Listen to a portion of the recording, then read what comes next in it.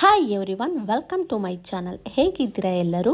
ಇವತ್ತಿನ ವಿಡಿಯೋದಲ್ಲಿ ಹಸಿ ತೊಗರಿ ಕಾಳನ್ನ ಯೂಸ್ ಮಾಡಿಕೊಂಡು ಸೂಪರಾಗಿ ತುಂಬಾ ಈಸಿ ಮೆಥಡಲ್ಲಿ ಉಪ್ಪು ಸಾಂಬಾರನ್ನ ಯಾವ ರೀತಿಯಾಗಿ ಮಾಡ್ಕೊಳ್ಳೋದು ಅಂತ ನಾನು ನಿಮಗೆ ಹೇಳ್ಕೊಡ್ತೀನಿ.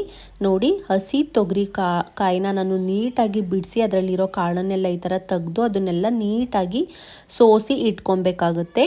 ನಂತರ ಅದನ್ನು ಚೆನ್ನಾಗಿ 1-2 ಬಾರಿ ತೊಳೆದು ನಾನಿಲ್ಲಿ ಒಂದು ಕುಕ್ಕರ್ಗೆ ಹಾಕೋತಾ ಇದ್ದೀನಿ. ನೋಡಿ, ಈ ಥರ ನೀಟಾಗಿ ಒಂದು ಕುಕ್ಕರ್ಗೆ ಹಾಕ್ಕೊಂಡು ಅದೇ ಕಾಳು ಜೊತೆಗೇ 5-6 ಹಸಿರು ಮೆಣಸಿನ್ಕಾಯಿನ ಹಾಕೋತಾ ಇದ್ದೀನಿ. ಮತ್ತು ರುಚಿಗೆ ಎಷ್ಟು ಬೇಕು ಕಾಳಿಗೆ ಅಷ್ಟು ನಾನು ಉಪ್ಪನ್ನ ಸೇರಿಸ್ಕೊಂಡು ಬಿಸಿ ನೀರನ್ನು ಹಾಕ್ಕೊಂಡು ನಾನು ಲಿಡ್ಡನ್ನು ಕ್ಲೋಸ್ ಮಾಡಿ 2 ವಿಸಲ್ ತಗೋತೀನಿ.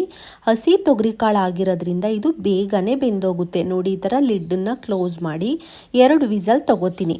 ಇವಾಗ ನೋಡಿ, 2 ವಿಸಲ್ ತೊಗೊಂಡಿದ್ದೀನಿ. ಕಾಳನ್ನು ತೋರಿಸ್ತಾ ಇದ್ದೀನಿ ನಿಮಗೆ. ಚೆನ್ನಾಗಿ ಕಾಳೆಲ್ಲ ಬೇಯ್ಕೊಂಡಿದೆ. ಇವಾಗ ಅದನ್ನು ಸೈಡಿಗೆ ಎತ್ತಿಟ್ಟು ನಾನಿಲ್ಲಿ ಒಂದು ಮಿಕ್ಸರ್ ಜಾರ್ಗೆ 1 ಗೆಡ್ಡೆಯಷ್ಟು ಬೆಳ್ಳುಳ್ಳಿ, 1 ಸ್ಪೂನಷ್ಟು ಜೀರಿಗೆ, ಒಂದು 8-10 ಕಾಳು ಮೆಣಸನ್ನು ತಗೊಂಡು ಅದನ್ನು ಮಿಕ್ಸರ್ ಜಾರ್ಗೆ ಹಾಕೋತಾ ಇದ್ದೀನಿ. ನಂತರ ನಾವು ಕಾಳು ಜೊತೆಗೆ ಬೇಯಿಸ್ಕೊಂಡಿದ್ವಲ್ಲ ಒಂದು 5-6 ಹಸಿರು ಮೆಣಸಿನ್ಕಾಯಿ, ಅದನ್ನು ಕೂಡ ಮಿಕ್ಸರ್ ಜಾರ್ಗೆ ಹಾಕ್ಕೊಂಡು 2 ಸೌಟಷ್ಟು ಬೆಂದಿರೋ ಅಂಥ ತೊಗರಿ ಕಾಳನ್ನು ಕೂಡ ನಾನು ಮಿಕ್ಸರ್ ಜಾರ್ಗೆ ಹಾಕೋತಾ ಇದ್ದೀನಿ. ಇದು ಸಾಂಬಾರ್ ಥಿಕ್ನೆಸ್ ಬರಲಿ ಅಂತ ಅಷ್ಟೇನೆ. ನಂತರ ಒಂದು ನಿಂಬೆ ಹಣ್ಣಿನ ಗಾತ್ರದ ಹುಣಸೆ ಹಣ್ಣನ್ನು ನಾನು ನೆನೆಸಿಟ್ಕೊಂಡಿದ್ದೆ, ಅದ್ರ ರಸನ ತೆಗೆದು ಹಾಕೋತಾ ಇದ್ದೀನಿ.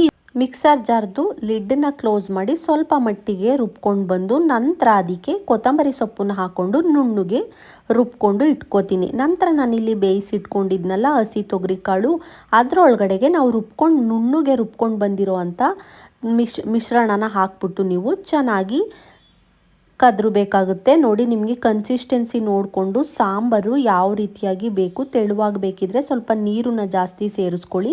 ನಾನು ಮಿಕ್ಸರ್ ಜಾರ್ನಲ್ಲಿ ಉಳಿದಂಥ ಮಸಾಲೆಗೆ ನೀರನ್ನು ಸೇರಿಸ್ಕೋತಾ ಇದ್ದೀನಿ. ಈ ಸಾಂಬಾರಿಗೆ ಯಾವುದೇ ರೀತಿ ಒಗ್ಗರಣೆ ಹಾಕುವಂಥ ಅವಶ್ಯಕತೆ ಇಲ್ಲ ಫ್ರೆಂಡ್ಸ್. ಇದು ತುಂಬಾ ಸಿಂಪಲ್ ಆ್ಯಂಡ್ ಟೇಸ್ಟಿಯಾಗಿರುತ್ತೆ.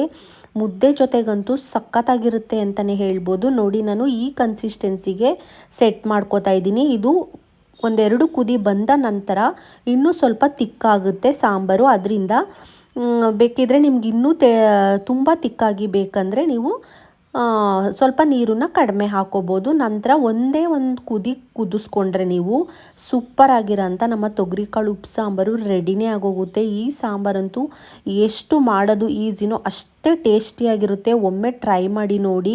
ಮುದ್ದೆ ಜೊತೆಗಂತೂ ಬೆಸ್ಟ್ ಕಾಂಬಿನೇಷನ್ ಅಂತಲೇ ಹೇಳ್ಬೋದು. ನೋಡಿ, ಎಷ್ಟು ಸಖತ್ ಎಮ್ಮಿಯಾಗಿ ಕಾಣಿಸ್ತಾ ಇದೆ. ಇವಾಗಂತೂ ಚಳಿಗಾಲಕ್ಕಂತೂ ಬೆಸ್ಟ್ ಅಂತಲೇ ಹೇಳ್ಬೋದು. ನಾನು ಇದ್ರ ಜೊತೆಗೆ ಬಿಸಿ ಬಿಸಿ ಮುದ್ದೆನೂ ಕೂಡ ಮಾಡ್ಕೊಂಡಿದ್ದೆ. ಮುದ್ದೆ rice ಜೊತೆಗಂತೂ ಸಖತ್ತಾಗಿರುತ್ತೆ.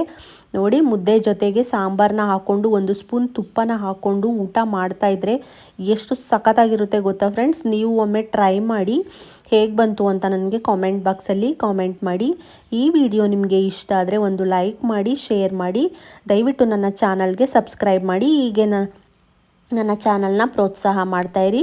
Thank you for watching friends. ಮುಂದಿನ ವಿಡಿಯೋದಲ್ಲಿ ಸಿಗೋಣ. ಬಾಯ್ ಬಾಯ್.